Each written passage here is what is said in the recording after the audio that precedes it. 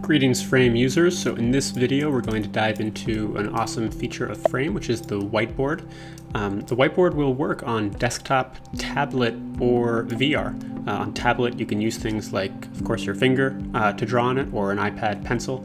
In VR you can draw with your controllers, and on desktop you can just draw with your mouse. Now, typically clicking and dragging will move the camera around, but if you click and drag on the whiteboard, it knows to behave itself, so you don't need to worry about that.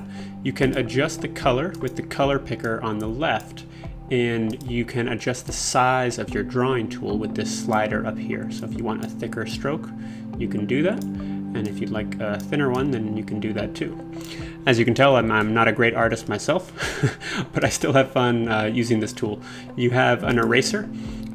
So if you want to erase your work, you can do that. Got to make it a little thicker. There we go. And the clear button will just clear everything. And then if you have a sketch that you like, you can actually download it to your device. Multiple people can be drawing at the same time, so feel free to kind of sketch with a colleague or friend. And yeah, let us know your feedback about how we could improve this tool or how you're thinking about using it. Good luck.